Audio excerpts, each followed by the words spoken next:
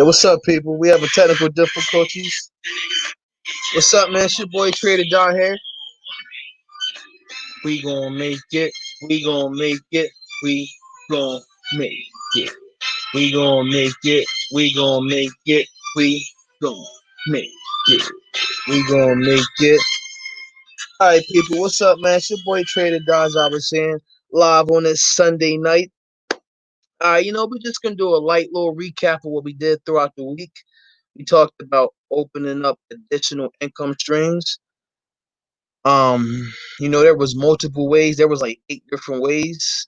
As Warren Buffett says, Bill Gates. A lot of people say this. A lot of rich people say, if you cannot figure out a way for your money to make money while you're asleep, you're gonna be working for someone else for the rest of your life. So that's why it's kind of very important to open up additional income streams. And I was saying earlier, just starting out, your job is your main income stream. There's nothing wrong with that. Should I have a job myself? I had to get a job. It's market downturn. Should I had to get 2 jobs? I'm working 2 jobs now. I have 3 income. I have four. My 2 jobs and my REITs and a couple of things I do. But even though if you work for someone else, you still keep your dream alive to open up your income stream. So the first one we talked about was our REITs. It's spelled REIT, but it's pronounced REET. So it's pronounced REIT. That is a real estate investment trust. Basically, a real estate investment trust, we covered. There's different ones. You got residential REITs. Residential REITs is like duplexes, high-rise apartment buildings, condos, things like that. We have office REITs, which is office buildings. Buildings that got marketing offices, advertising offices, lawyers' offices. There was warehouse REITs. Those would be industrial REITs. I'm sorry, those are warehouse buildings, like buildings that houses the Amazons, the Chewies, UPSs, FedEx. Then it was commercial REITs, which was shopping plazas, which was the Targets. I'm up here in Pennsylvania. Giants grocery stores are big things. As we said with the commercial REITs, you want to look for anchor stores, which means big stores that are sure to have customers, like a Target or Walmart or a Sam's Club or a BJ's or, like I say, Giants or Publix. You know, Anchor stores are very important because the thing about a REIT is you don't get the income stream if the tenants aren't paying their rents. So no matter what category of REIT that you choose, which is the residential REIT, the office REIT, industrial REIT, commercial REIT, whatever REIT you choose, you want to make sure that it has good stores. Well, for commercial, well, whatever REIT, you just want to make sure that it's in a good location. So, for instance, if you're choosing a residential REIT, you want to make sure that these buildings, that these condos, these duplexes, these high-rise buildings are in great locations. They're in cities with high rent because you won't get paid if the rent's not getting paid. That's your income stream, is the rent that's being paid in those buildings. So you want to look for, like I said before in the previous podcast, Midtown Manhattan. I bet you Midtown Manhattan is a great source for REITs. San Francisco, Los Angeles, ATL, cities with high cost of living. That's a good place for residential REITs.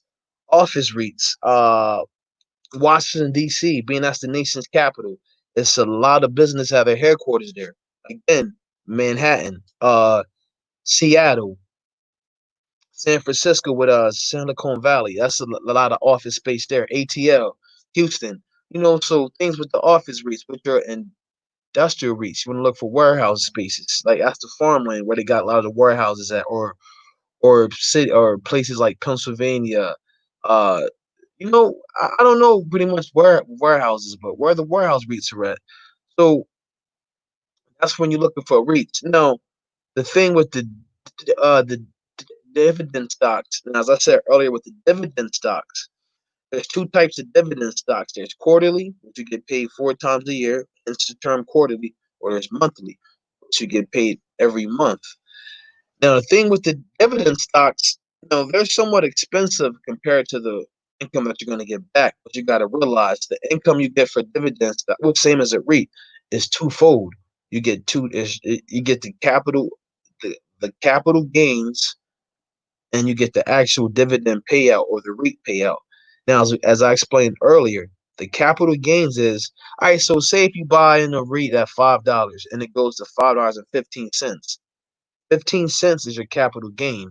Now, same as you if you was to go buying a $5 and it drops to 45, 15 cents would be your capital loss. Now, keep in mind that's the difference between a realized profit and unrealized profit. Now, a realized profit is when you close the trade. So if you buy, you would sell to close, or if you sell, you would buy to close. Whereas an unrealized profit is when the trade is there, but it's still an open trade. So on it, so like technically, it's not no profit at all because it's an open trade. But you're in the green, so that's called unrealized profit. So that's how you make your money. That was a roundabout way of saying between capital gains. That's how you make your money through a REIT or a dividend. That's one way. And then the other way, of course, is to pay out. So it's like a twofold gain, as we were saying, and the dividends are great because that's a way to get income. The only downside with the dividend stock and the REIT stock is that the company cannot reinvest into itself because all the profits is paying out to its shareholders, which is like a company like Apple, which come up with innovative products. See, if they paid a large amount of dividends, they wouldn't have no money to make R&D, research and development to develop those iPhones and those iPads and those MacBook Airs and MacBook Pros that everyone seems to like. So it's like that's the pros and cons with the dividends and the REITs. That money, instead of being reinvested into the company, the money is invested out into other things. So it becomes, what do you want to do? A long term invest or you want to day trade? So when you long term invest, of course, REITs and dividends is a great way because again, most companies that pay dividends are what you call safe haven stocks because since they can pay money out, they're pretty safe. The price isn't going to fluctuate as much as a stock that you would day trade. So again, REITs and the dividends is a good way to open up an income stream. Like I say, I said this multiple times. You start small, end up big. Start out hustling, end up balling. You don't have to break the bank when you first start. You can go small, buy a share here, a share there. A few shares everywhere. It adds up. And word to the wise, word to the vice. What I would intersperse some of the quarterly dividends with some of the monthly dividends. So you have like an income stream coming no matter every month or every 3 months. I'm sorry. Yeah, well, 4 times a year, that's every 3 months. So that's every quarter. So it's different ways how you can play that. You could now, all right. So now when people do the dividends, like me, with the dividends I get, I reinvest them back into the market. While other people get their dividends and they take them out or they reinvest in other assets. That's called asset reallocation, by the way. When you take the assets and you reallocate them amongst other assets, well, you take your money and you reallocate them amongst other assets. That's a good way of diversification, which is a big word here. So that's another thing with the dividend stocks. You can take the dividends that you get for your REITs and you can use that to diversify your portfolio by buying other financial vehicles as going into forex. You can go into some commodities, or come in some futures, or buy some crypto coins. I think of the next one we can talk about crypto, because if you're doing dividend stocks or you're doing REITs, that's a segue to the next thing, which is a crypto coin, master node, or you could stake a crypto coin, which is the same concept as dividends or REITs. They pay you. You can see with the crypto coin master node though, and staking rewards. It's like, all right, so when you stake, you get paid every 3 days. With the master node, you get paid every time it's a transaction on your network. So that's another income stream. That's passive income because again, there's two types of income. Active and passive. Active, it is what it is. It's kind of self-explanatory. It's active. You're actively getting income, whether you have a job, or you're actively trading, or for your talent, you're writing, or you're rapping, or you're doing a poem, whatever you're doing something, you get paid for it. That's what active income is. Whereas passive income is you're just getting paid for holding something, which is what a REIT or a dividend or a crypto coin master node, or if you're staking a crypto coin. And that's how the rich get rich, people. I can't stress that enough. That's what separates the rich from the poor. Passive income. Most poor people, the majority of the lower income, I should say, only have active income, the income that they work for. Uh, I would venture by 85%, maybe 90% of lower income people only have active income, whereas 90% of higher income people, they have active and passive income. I would venture to guess that the average person that has like a $250 income, $250,000 yearly income has about four income streams. And I'm willing to venture that only one of them is active and the other three are passive. And the passive income most likely is on par or overtakes the active income. And at the end of the day, that's what it's all about, is to get passive income that overtakes your active income, where you don't have to really do nothing just to collect funds. Have enough dividends, get enough REITs. You know, it's like I say, man. The thing is to open income streams and start small. Like have a plan. All right. So if you got a plan and a date, that now becomes a goal. Okay. So if you just write something down, I want to own stocks or I want to learn how to trade, that's not really nothing. But if you say I want to learn how to trade by, that's right, it's June 20th. I want to learn how to trade by August 20th. I want to have such and such shares by August 28th. You start to formulate a plan. You start seeing that date. You start to play with your mind. You start to want to accomplish that goal. And now it becomes the goal with a date. It becomes a target date, a strike date, as we used to call it in the military. That's the strike date. That's what we're aiming for. So I think if you took a step by step approach to this trading, to building your portfolio, you can see that baby steps is better than no steps. A lot of people try to take giant steps, and that's not going to work. Especially when you just starting out, you're gonna make mistakes. So your best bet is to start small. Go to safe haven stocks. Go to your REITs. Go to your dividends. Look, like I say, go to Google. What is the best monthly dividend stocks? What is the best quarterly stocks? What is the best REITs to invest in? Like a lot of people don't realize Google. You get your MBA, your master's in business right from Google. It's all right there at your fingertips. So it's easy to do some research and see. Like a lot of people never heard of REIT. I was surprised. Or the dividends. A lot of people don't know the concept of how dividends work. And that's why I'm doing this, to show people that it's really easy. All you gotta do is just invest in the stock. And remember, I was telling you about the X date and the hold date. Now, it's very important that you have the stock by the X record date, because if you don't, you're not eligible for the dividends on that date. You have to wait till the next month or the next quarter, whichever one you choose, a quarterly or a monthly dividend. So, like I was saying before, those four important dates, I don't have them off the top of my head. But it's the announcement date, which is they announce that they got dividends, and the last date, of course, is the payment date, which is the most important date. But it's the X record date and the X due date. Those are the two dates. The X record date is if you're buying the stock and you want the dividend, you must buy it by that date. The X due date is if you're selling the stock, you must sell it by that date to receive the dividend, or if not, the person that you're selling it to receive the dividends. So when you're dealing with the dividends, remember those four dates. Whereas in a REIT, there's not really no dates. You just buy it, and you just when the tenants pay their rent, you receive your payout. Whereas the dividend stocks, you got to be careful of that date. Getting a certain time frame, then you get you the dividend. And like again, it's pretty self-explanatory. However much you put in is what you receive out. So, all right. So let's just say a company pays dividends of 50 cents a share. Put in 10 shares, 50 cents a share, that's $5 of dividends. That's $5. Now that seems small, and let's not pretend like it's not. But again, that adds up. So if your first month you have five. Now, if you just compound trade your dividends, which means you just reinvest them back into the stock, that $5 a month, by month six, you can be up at $200 a month. Now that's just off of one stock. Now imagine if you have multiple dividend stocks, or if you took it to REITs. What the master knows. Get up to $2,000 a month in passive income. That's that shoot, man. I would love that actually.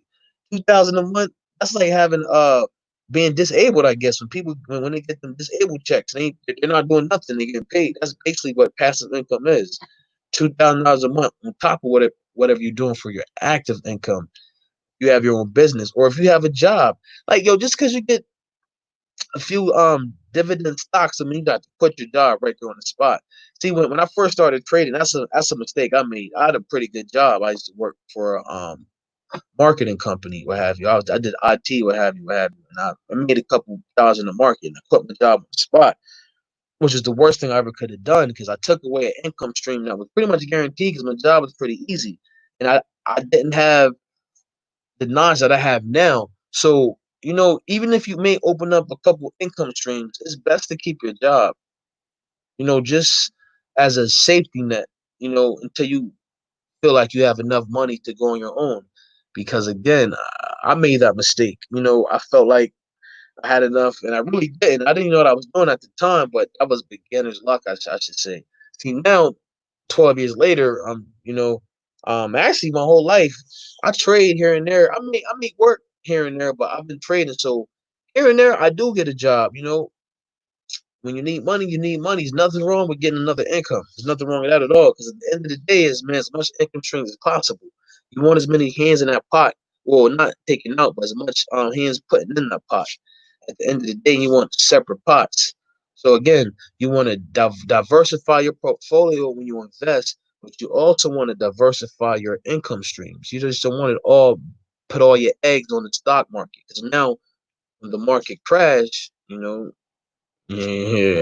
up the creek without a paddle. So you want to have your own business or have a job or have royalties, as we said, or what was it, interest income, royalty income, capital gains. We already talked about. We talked about the dividends and REITs. That's what I'm talking about now. Real estate. Like I said, with real estate is for like a long-term investor. That's why we would go to REITs because REITs allow you to get into real estate. You don't have the capital up front, like I said before. Say you want to buy a house, that house is $500,000. You don't have to go through the loan. You got to apply for the loan. You got to wait. Then you got to. It's a lot of things you got to go through.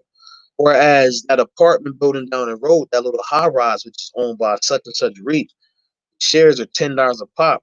And now you can now save $5,000 to get you a nice little windfall in an apartment building. I mean, every time someone pays rent, you receive rent. You are now being paid. You're now property owner. But everyone else in that REIT, of course, because remember what we said, for a company to qualify as a trust, they need 100 shareholders. All right, so with 100 shareholders now, that's now 90, well, including yourself, is 99 ways, well, 100, 99 plus you spread out. But again, that's a good way to get into real estate, you know, until you, all right, so REIT would be like a quick way to get into real estate until you get into the traditional real estate of flipping houses and doing things like that. Again, all about getting income streams. But I feel like for a beginner to the market, a REIT and the dividend stocks are like the easiest way. And they're also the simplest way. You just buy the stock and you get paid. Like I said before, multiple times, quarterly or monthly. With a REIT, it's every month. Every time the tenant pays their rent, they turn around and pay the money to you. And today you receive an email. Like in my Ameritrade, I receive little it'll be a beat, such and such. You get this amount of dividends because you have this amount of shares. And again, you get in what you put out. That's in everything in life. Same thing with Wall Street. Same thing with the stock market. However many shares you buy, that's the amount of the dividend you receive out. Now, some people get discouraged when they see the dividend amount, like 50 cents. I need a lot. Now, yeah, you can look at it like that, but at the end of the day, man, look at it like I said previously, and I'm going to say again, the twofold gain. It's the gain of the dividend plus the capital appreciation, the capital gain. At the end of the day, that's why you invest in the stock for the capital gains. It's nice to get the dividends, but capital gains is all about, which is buying low, selling high, or not even selling high, just buying low and letting it ride out. And I said before, most companies that give out dividends have strong fundamentals. For the simple fact is, they have to have strong fundamentals because the profit that they're receiving, instead of paying off the debt, they're giving it back out. So by the that definition, it has to have strong fundamentals. It has to, because if not, it would take all the money that it would make and will pay off its debt. So what I'm saying is companies that give out dividends are long-term investments, you know. So you shouldn't see it as, man, this stock costs $50 a share and they're paying 75 cents a dividend a share. Don't look at it like that. Look at it like it's $50 a share, but it's most likely not going to drop from 50 down to 35. If it does drop, it'll be from 50 to 40, 46, 47. You know, that's like a, so, that's not the, I mean, $5 is a bad drop, but it's not bad as like 15, $20. So again, dividends companies are like, they're safer companies to invest in. And then again, you're investing more in, or you're going to get more dividends out. And on top of the REITs, on top of your other things, income streams open up. That's more hands in that pot. That's more ways to that's more ways to get things done. And and on that note, we're gonna wrap it up. I'm gonna do a quick little Sunday night recap. Talked about REITs, talk about the dividends, that second income stream. So we all know that our job is number one, or your business number one, or if you got a job in your business, that's two. Income, I mean your REIT and your dividend, that's three and four. Or you can combine those two together, because those two they're gonna be small when you first start out, unless you got like thousands of dollars to put down. But they're gonna be small, so you can combine those together. You get like 5 shares of a dividend, 5 shares of a REIT. You do that every month. That should add up really quick. It add up.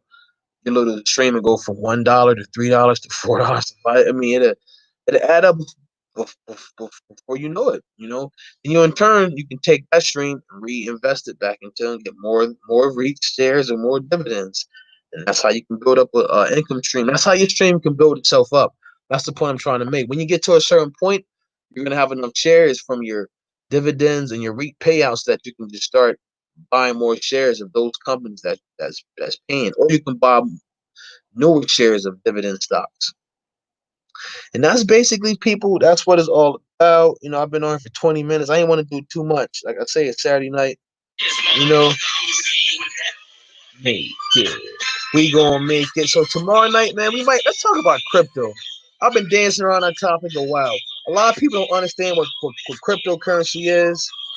We're gonna talk about crypto, talk about Bitcoin, how Bitcoin is the first, but it's also the worst.